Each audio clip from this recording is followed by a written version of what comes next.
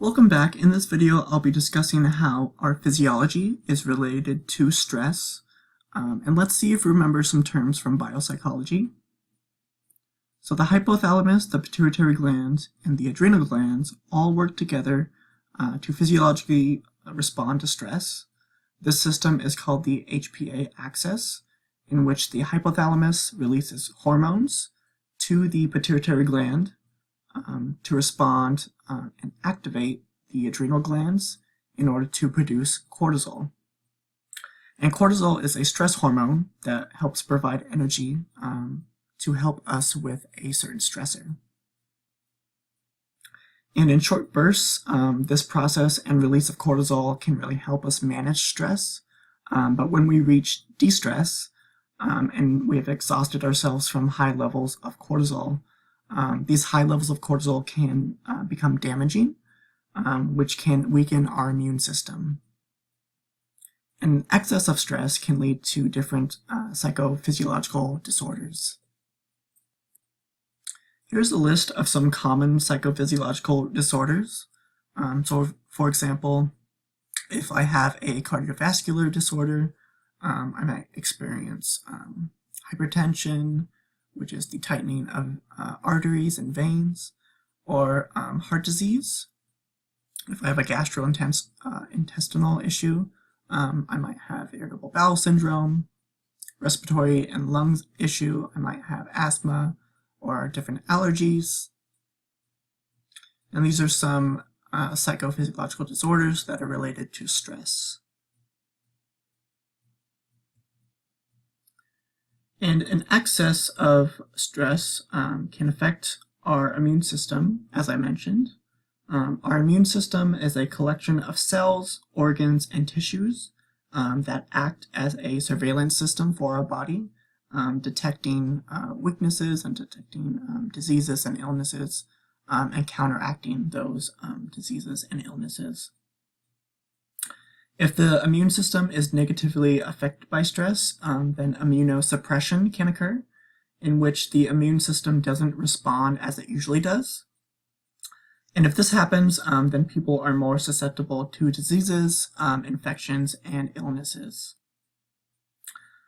For example, for those who experience an excessive amount of stress and their immune system is suppressed, this can lead to a greater proportion of getting the coronavirus if exposed to it. Because if we are constantly stressed over certain things, then that leads to de-stress.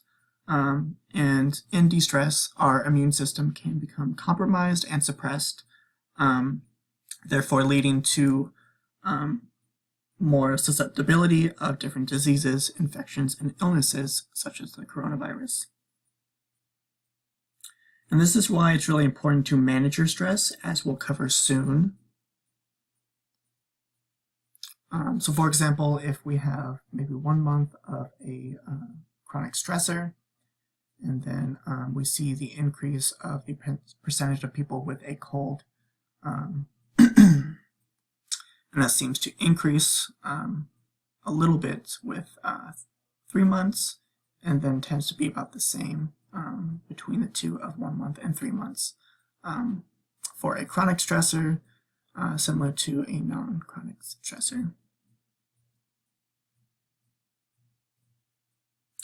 And excessive stress can lead to cardiovascular issues such as heart attacks, hypertension, which is high blood pressure of your arteries tightening, so the blood is harder to pump through the body.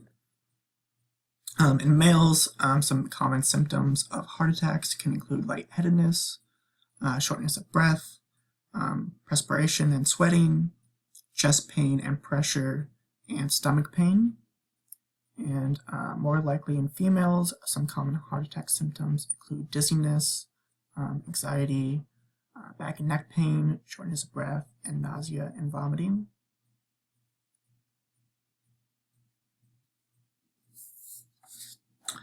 And if stress causes more cardiovascular issues, then that could lead to different depressive symptoms as well. Studies have shown that cardiovascular issues were higher in people who were depressed, and that depressed individuals have a higher chance of getting cardiovascular issues. So explaining this chart here, we see people in the certain depression score quartile. So these people in the first quartile aren't as depressed as, say, those in the fourth. And those in the fourth have a higher chance of getting a heart attack compared to those who have mild symptoms of depression. And this increases as the level of depression increases. So the more depression you have, the more likely you are to have a heart attack.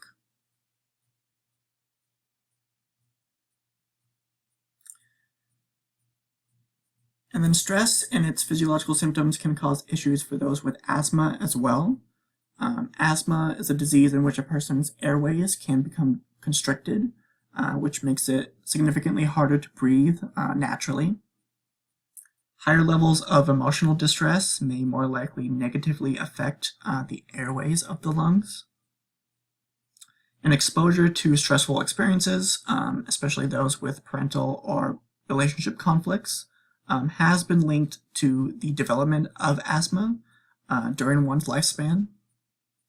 And this can be affected through different life-changing events like we previously discussed, such as a divorce or domestic issue in the home, and this can have stressful consequences to one's health, such as asthma.